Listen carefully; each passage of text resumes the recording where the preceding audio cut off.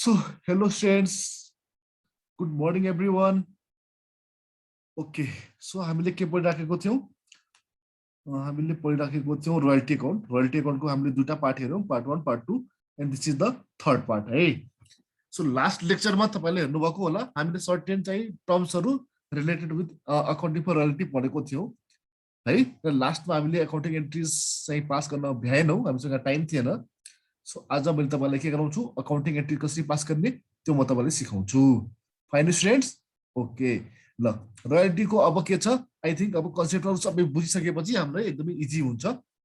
So आत्तिनु पर्ने छैन। अझैसम्म तपाईले यदि कुरा अझैसम्मको कन्सेप्ट सबै बुझ्नु भएको छ भने अब तपाईको अगाडिका क्लासहरु तपाईले झन् इजी इजी हुँदै जान्छ। क्वेशनहरु धेरै टफ आउँदैन, एकदमै इजी इजी आउँछ है। तर यसमा के छ, रोयल्टीमा कन्सेप्ट एकदमै इम्पोर्टेन्ट छ। यहाँ कन्सेप्ट बुझेन भने फेरि क्वेशन हुँदैन। त्यहाँ हेर्नुस् त, अब accounting entries in the books of the lessee. Lessee भनेको के हो, जसले प्रपर्टी अर राइट युज गरिरहेछ हैन है।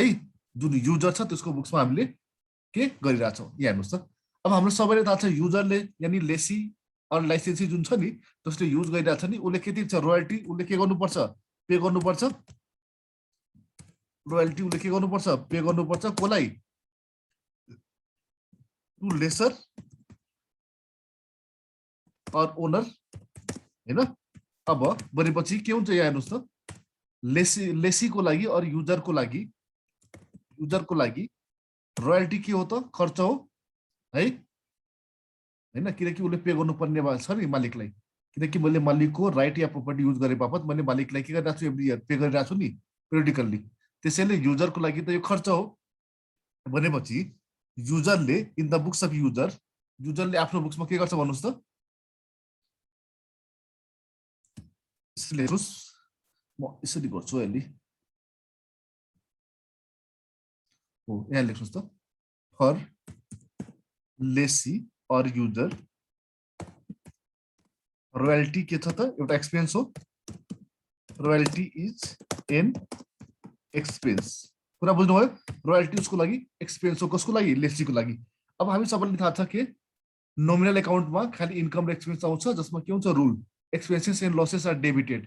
भनेपछि के हुन्छ हेर्नुस् त, जो रोयल्टी हामीले पे गर्दाखेरि जुन रोयल्टी अकाउन्ट बनाउँछौँ नि, त्यसमा के हुन्छ, royalty account is a nominal account.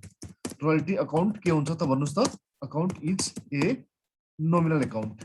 के हुन्छ, रोयल्टी अकाउन्ट एउटा नोमिनल अकाउन्ट हो। नोमिनल अकाउन्टको रुल त तपाईलाई थाहा छ, expenses and losses are debited, capital अनि इन्कम र गेन्स र क्यापिटल के हुन्छ, जहिले पनि क्रेडिट हुन्छ। त्यसैले यहाँ हेर्नुस् त, रोयल्टी खर्च हो, त्यसैले खर्च के भयो, डेबिट भयो। कुरा बुझ्नुभयो? यहाँ हेर्नुस्। र अर्को कुरा हामीलाई के थाहा छ, सिन्स रोयल्टी, अब रोयल्टी अकाउन्ट के छ त, account is a nominal account.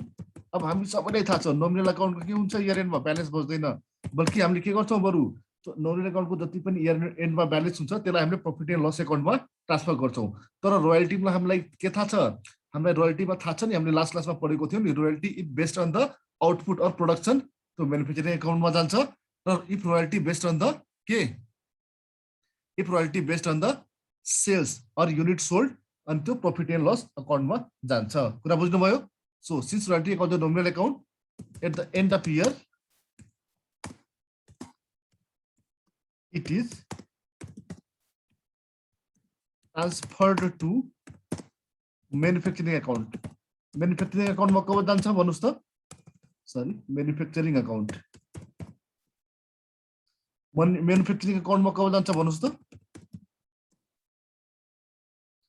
if based on output, यदि प्रोडक्सन को बेसिसमा, if यहाँ लेख्नुस् त, if based on output और प्रोडक्सन भनेको एउटा कुरा है।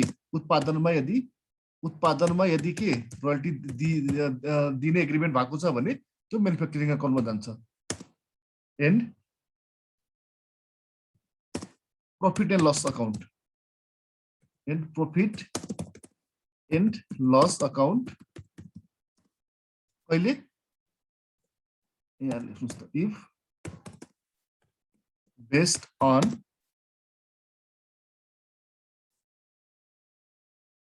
युनिट सोल्ड, यदि जति युनिट बेच्छौ युनिट सोल्ड को बेसिसमा रोयल्टी और सेल्स भ्यालु को बेसिसमा रोयल्टी यदि रोयल्टी को एग्रीमेन्ट भएको छ भने रोयल्टी कहाँ देखाइन्छ प्रॉफिट एन्ड लस अकाउन्टमा देखाइन्छ कुरा बुझ्नुभयो ल हुन्छ अब हेर्नुस् है अब यहाँ हामी के बुझ्यौं पहिलो कुरा हामीले के बुझ्यौं लेसी को लागि यानी युजर को लागि रोयल्टी भनेको खर्च हो र खर्च जति के हुन्छ नोमिनल अकाउन्टसँग रिलेट गर्छ किनकि नोमिनल अकाउन्टको रुल के छ income expenses and gains income gains and expense income gains and profit credited expenses and losses are debited since royalty is the expense त्यसैले royalty के हुन्छ युजर को लागि खर्च हो त्यसैले उले royalty लाई डेबिट गर्छ र royalty खर्च भएकोले के हुन्छ यो नोमिनल अकाउन्टसँग रिलेटेड छ र नोमिनल अकाउन्टको इयर एन्डमा ब्यालेन्स बच्दैन इयर एन्डमा नोमिनल अकाउन्टको ब्यालेन्स हामी कहाँ प्रॉफिट एन्ड लस अकाउन्टमा ट्रान्सफर गरिदिन्छौं अब आउँ त हामी एन्ट्री पास गर्न अब एन्ट्री पास गर्दाखेरि हामीले दुईटा केसमा एन्ट्री पास गर्ने है दुईटा केसमा हामीले एन्ट्री पास गर्ने है हामीले एन्ट्री पास गर्दा के गरेका छौं हाम्रो सिलेबसमा एउटा मात्र केस छ त्यसले लेखौ त वेयर मिनिमम रेन्ट अब हामीले जो मिनिमम रेन्टको कन्सेप्ट पढेको थियौ नि मिनिमम रेन्ट और फिक्स्ड रेट और डेड रेन्टको कन्सेप्ट जो पढेको थियौ त्यसको बेसिसमा हो यो rent exists with right to recoup short workings यो right to recoup right of recoupment पनि पढेको थियौ हामीले यदि पढ्नु भएको छैन भने प्लिज पार्ट 2 लाई एकचोटी गरेर हेर्नुस् है with rights to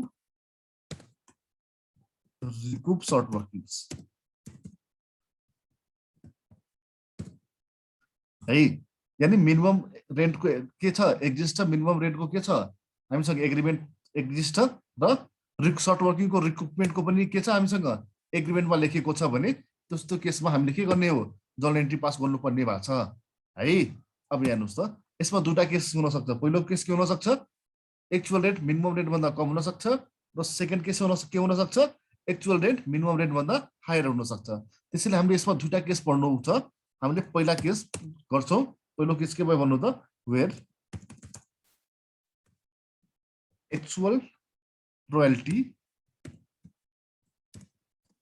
actual royalty is less than the minimum rent है एक्चुअल रोयल्टी के छ मिनिमम रेन्ट भन्दा यदि कम छ भने यहाँ हेर्नुस् त अब एक्चुअल रोयल्टी के छ मिनिमम रेन्ट भन्दा कम छ भने हामीलाई थाहा छ यदि मिनिमम रेन्टको एग्रीमेन्ट छ भने उले in any case minimum rent भन्दा कम चाहिँ लेसन लिदैन भनेपछि यो केसमा हामीले मिनिमम रेन्ट त पे गर्नुपर्ने नै हुन्छ हो किन भन्नुस् त अब यसमा हेर्नुस् है पहिलो केसमा फर्स्ट एन्ट्री हामीले पास गरिरहेको छौं कसको बुक्समा लेसी यानी युजरको बुकमा है अब उले पहिलो एन्ट्री के पास गर्छ यहाँ हेर्नुस् त रोयल्टी उसको लागि के हो डेबिट हो त्यसैले रोयल्टी अकाउन्ट डेबिट गर्छ उले रोयल्टी उसको लागि खर्च हो त्यसैले रोयल्टी अकाउन्ट डेबिट गर्छ भन्नुस् त रोयल्टी अकाउन्टलाई डेबिट गर्छ कसरी डेबिट गर्छ युनिट प्रोड्युस्ड और सोल्ड यो तपाईलाई क्वेशनमा दिइरा हुन्छ प्रोडक्सनको बेसिसमा हो कि सेल्सको बेसिसमा हो इन्टु रोयल्टी पर युनिट है एक युनिटको रोयल्टी पनि तपाईलाई क्वेशनमा दिइरा हुन्छ त्यसको बेसिसमा हामीले यो निकाल्छौं है कुरा बुझ्नुभयो ल हुन्छ ओके फाइन यो भयो एक्चुअल रोयल्टी तपाईको यो यति आयो है अब के छ यहाँ हेर्नुस् त यो केसमा एक्चुअल रोयल्टी के छ मिनिमम रेट भन्दा कम छ त्यसैले तपाईले मिनिमम रेट पे गर्नुपर्ने हुन्छ है यसको मतलब के छ सर्ट वर्किङ छ सर्ट वर्किङलाई त्यसपछि हामीले डेबिट गर्छौं है सर्ट वर्किङ अकाउन्ट डेबिट अझै लेख्दै जानुस् क्वेशन गर्छु त्यहाँ तपाईले बुझ्नुहुन्छ सर्ट वर्किङ अकाउन्ट डेबिट अब यहाँ सर्ट वर्किङ किन आयो किनकि एक्चुअल रेन्ट के छ मिनिमम रेट भन्दा कम छ त्यसैले मैले दिनुपर्ने के छ मिनिमम रेट जस्तो एक्चुअल रेन्ट यहाँ हेर्नुस् त एक्जाम्पल यहाँ हेर्नुस् त अनि बुझ्नुहुन्छ है एक्जाम्पल रोयल्टी को हाम्रो एग्रीमेन्ट के छ 10 पर युनिट प्रोड्युस्ड 10 रुपैयाँको रोयल्टी छ पर युनिट प्रोड्युस्ड रोयल्टी के छ 10 पर युनिट प्रोड्युस्ड के छ रोयल्टीको एग्रीमेन्ट छ र कुनै एउटा पर्टिकुलर इयरमा प्रोडक्सन कति भयो प्रोडक्सन भयो सपोज 1000 सरी है प्रोडक्सन कति भयो 1000 युनिट भयो है तर मिनिमम रेन्टको क्लज छ हाम्रो एग्रीमेन्टमा मिनिमम रेन्ट कति भनेको छ कम से कम 15000 रुपैयाँ मिनिमम रेट हुनुपर्छ अब हेर्नुस् त एक्चुअल रेट कति भयो एक्चुअल रेट कति भयो हेर्नुस् त एक्चुअल रेट कसरी निकाल्नुहुन्छ युनिट प्रोड्युस कति 1000 इन्टु पर युनिट को कति छ रोयल्टी 10 रुपैयाँ भनेपछि कति आयो टोटल यो आयो तपाईको टोटल म यही लेख्छु है 10,000 रुपैयाँ तपाईको एक्चुअल रेन्ट रोयल्टी भयो तर तपाईको मिनिमम कति छ रेन्ट छ 15,000 रुपैयाँ छ भनेपछि तपाईको यो केसमा के भयो सर्ट वर्किङ आयो सर्ट वर्किङ भने के हो किनकि तपाईको मिनिमम भन्दा एक्चुअल कम छ त्यसैले सर्ट वर्किङ आयो सर्ट वर्किङ कति आछ हेर्नुस् त 15,000 माइनस 15,000 त दिनै पर्ने हो तपाईले तर तपाईको एक्चुअल 10,000 मात्र आएको छ भनेपछि 10,000 के भयो सर्ट वर्किङ भयो 15,000 माइनस 10,000 इक्वल टु 5,000 के भयो तपाईको सर्ट वर्किङ हुने भयो यो केसमा म यहाँ लेख्दिन्छु 15,000 minus 10,000 equal to 5,000 short working हुने भयो अब तपाईले टोटल उलाई दिनुपर्ने 15,000 हो जसमा actual rate 10,000 plus short working 5,000 गरेर 15,000 रुपैयाँ दिनुपर्ने हो त्यसैले एक्चुअल रेन्ट र सर्ट वर्किङ दुवै गरेर के भयो 15,000 रुपैयाँ आयो कुरा बुझ्नुभयो मिनिमम रेन्ट के भ्यालु हो यो दुवै है यो दुवैको सम गरेर मिनिमम रेन्टको बराबर नै हुन्छ किनकि हामीलाई थाहा छ यहाँ हेर्नुस् त अब यहाँ रिलेसन के बन्यो हेर्नुस् त minimum rent equal to minimum royalty भन्नुस् न actual royalty plus short working है सर्ट वर्किङ कुरा बुझ्नुभयो अब यहाँ हेर्नुस् त अब मिनिमम यहाँ एक्चुअल रोयल्टी 10,000 छ सर्ट वर्किङ 5,000 छ दुवै बराबर 15,000 रुपैयाँको मिनिमम रेन्ट आइरहेछ भनेपछि यो हो अब हामीले सर्ट वर्किङलाई डेबिट गर्ने रोयल्टी अकाउन्ट डेबिट एक्चुअल रोयल्टीलाई मैले डेबिट गरेँ सर्ट वर्किङ छ भने त्यसलाई मैले डेबिट गर्छु सर्ट वर्किङ कसरी निकाल्छु मैले मिनिमम रेन्ट या मिनिमम रोयल्टी र रेन्ट एउटै कुरा भयो माइनस एक्चुअल रोयल्टी दुवैको डिफरेन्स के आयो दुवैको डिफरेन्स आयो मेरो सर्ट वर्किङ आयो कुरा बुझ्नुभयो हो अब यति मैले मिनिमम 15,000 मैले मिनिमम कति दुवै मिलाएर कति 15,000 रुपैयाँ दिनुपर्ने छ टु ल्यान्डलर्ड यानी मैले यहाँ ड्यू को एन्ट्री पास गरिरहेको छु है ल्यान्डलर्डलाई पैसा ड्यू भयो भनेपछि मेरो लायबिलिटी क्रिएट भयो है कुरा बुझ्नुभयो ल ल्यान्डलाइनलाई मैले कति दिनुपर्छ कमसेकम मिनिमम रेन्ट त दिनै पर्छ त्यसैले यो मिनिमम रेन्ट यानी 15,000 छ भने 15,000 ले एन्ट्री हुने भयो भनेपछि एन्ट्री के हुने भयो यो केसमा royalty account debit 10,000 short working account debit 5,000 to landlord account 15,000 यहाँसम्म सबैले बुझ्नुभयो हो बुझ्नुभयो है ल नेक्स्ट अब सेकेन्ड केसमा के गर्नुपर्छ तपाईको ल्यान्डलर्डलाई पेमेन्ट गर्नुपर्ने भयो त्यसैले ल्यान्डलर्डलाई तपाईले फर्स्ट एन्ट्रीमा क्रेडिट गर्नुभएको छ अब पेमेन्ट गर्दाखेरि त्यसको नाम बुक्सबाट हटाइदिनुस् डेबिट गरिदिनुस् ल्यान्डलर्ड अकाउन्ट डेबिट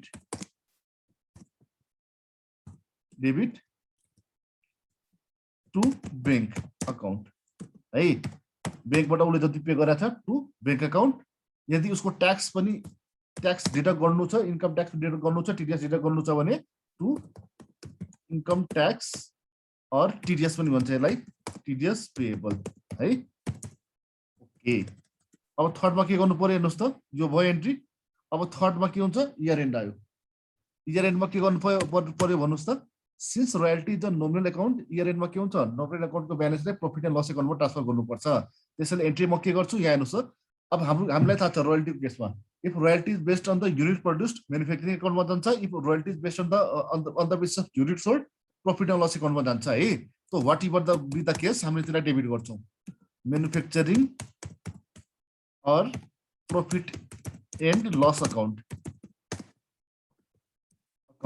के डेबिट टू रोयल्टी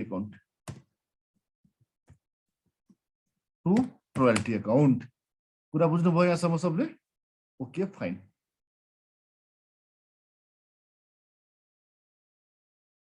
है ल हुन्छ एक्चुअली फेरि हेर्नुस् त माथिबाट एक्चुअली प्लिज नोट गर्नुस् त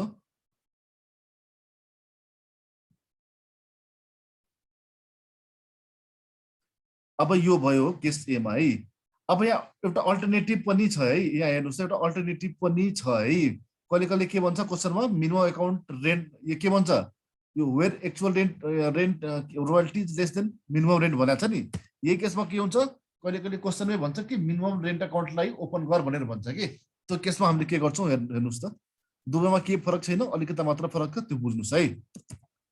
अल्टरनेटिभ मेथड, अर्को मेथडबाट पनि यसलाई गर्न सकिन्छ, दुवै मेथडबाट सेम एन्सर आउँछ, त्यसैले तपाईले आत्तिनु पर्दैन है। ओके, अब अल्टरनेटिभ मेथडबाट हेर्नुस् त के छ, लेख्नु त when a separate minimum rent account is maintained, सरमै भन्छ तपाईलाई कि separate minimum rent account maintain भएको छ by the lessee or user, by the user.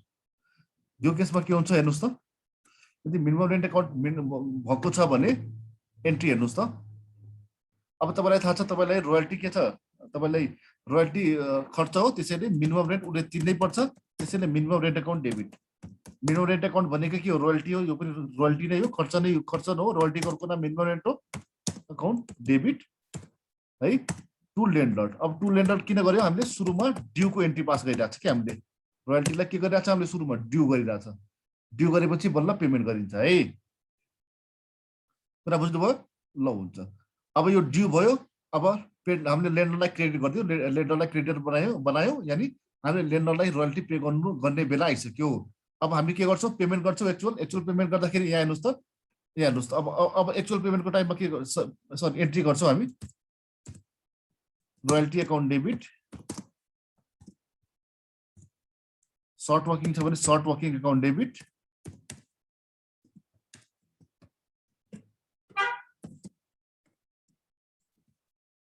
Short working छ भने सर्ट वर्किङ अकाउन्ट डेबिट है, रोयल्टी अकाउन्ट डेबिट भयो, सर्ट वर्किङ अकाउन्ट डेबिट भयो। अब माथि हेर्नुहोस् है, माथि तपाईँले मिनिमम रेन्टलाई के गर्नुभएको छ, डेबिट गर्नुभएको छ नि, अब त्यो मिनिमम रेन्टलाई हटाइदिनुहोस्, टु मिनिमम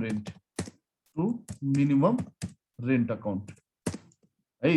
अब मिनिमम रेन्ट हट्यो भनेपछि फर्स्ट वाला एन्ट्री जस्तै त भयो नि होइन, मिनिमम रेन्ट हट्न बित्तिकै हेर्नुहोस् त, फर्स्ट वाला entry royalty debit short working debit to landlord. अब यहाँ मिनिमम रेन्टलाई तपाईँले के क्रेडिट गर्ने बित्तिकै मिनिमम रेन्ट डेबिट र मिनिमम रेन्ट के क्रेडिट भने चाहिँ हट्यो, बच्यो के डेबिटमा रोयल्टी र सर्ट वर्किङ अकाउन्ट डेबिट बच्यो, अनि टु ल्यान्डलर्ड बच्यो, फर्स्ट एन्ट्री जस्तै भयो। अब बाँकी सबै कुरा सेम छ, कुरा बुझ्नुभयो। अब ल्यान्डलर्ड अकाउन्ट तपाईँले क्रेडिट गर्नुभएको छ, अब ल्यान्डलर्डलाई पे गर्दाखेरि यसलाई हटाउनु पर्छ, landlord account debit to bank account है, टु ब्याङ्क अकाउन्ट। अब यो पेमेन्ट भयो ब्याङ्कबाट, यदि यसको टिडिएस पनि काट्नु छ भने टिडिएस काटेर पेमेन्ट गर्छौँ हामीले, र टिडिएस सरकारलाई जम्मा गर्नुपर्ने हुन्छ। लास्ट क्लासमा मैले तपाईँलाई कन्सेप्ट बुझाएको थिएँ, to income tax or TDS payable account है, to income tax or TDS payable account. अब इयर एन्डमा के गर्नु छ तपाईले, इयर एन्डमा तपाईसँग बच्यो कि, अब हेर्नुहोस् त रोयल्टी अकाउन्ट बचिरहेछ, यो नोमिनल अकाउन्टको यसको नेचर नोमिनल अकाउन्टको हो, यो खर्च हो, त्यसैले इयर एन्डमा यसलाई profit and loss account or manufacturing अकाउन्टमा ट्रान्सफर गरिदिनुहोस्, manufacturing or profit and loss account debit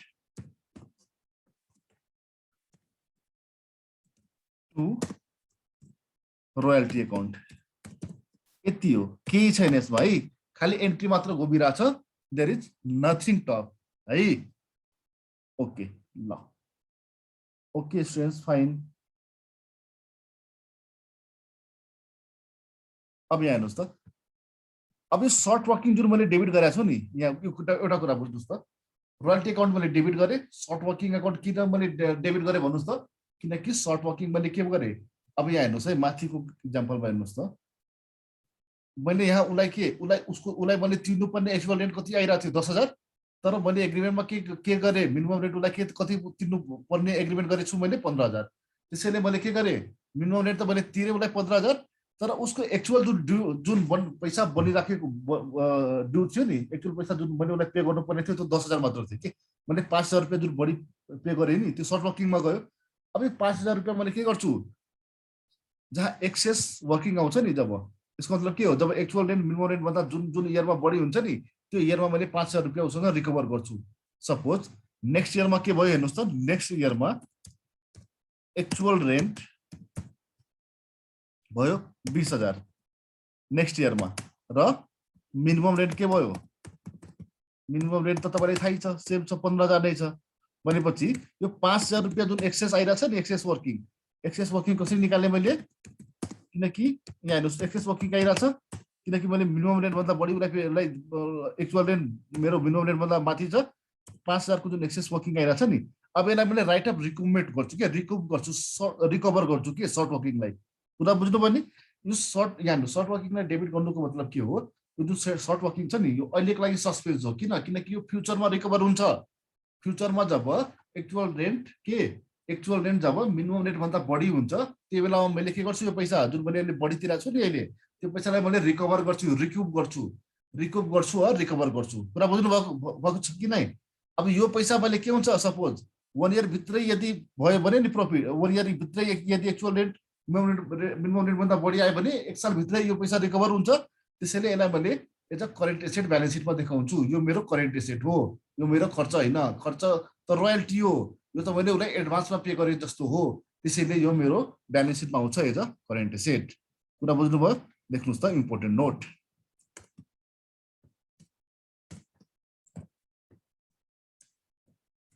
लेख्नुहोस् त फेरि इम्पोर्टेन्ट नोट। लेख्नुहोस् त फेरि सबैले important नोटमा।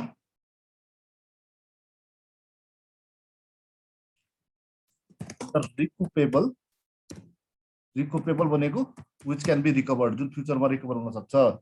The recoupable short working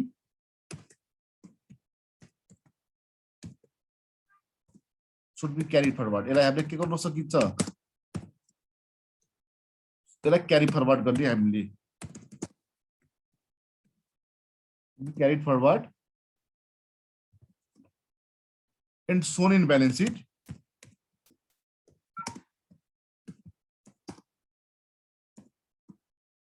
shown in balance sheet is current assets। यसलाई हामीले ब्यालेन्स सिटमा के देखाउनु पर्छ, करेन्ट एसेट्समा देखाउनु पर्छ है। ब्यालेन्स सिटमा यो मेरो एज अ करेन्ट एसेट आउँछ। कुरा बुझ्नुभयो यहाँसम्म? ओके ल, 10 मिनट्सको ब्रेक लिनुहोस्, त्यसपछि 10 मिनटमा आउँछु है म। Okay students.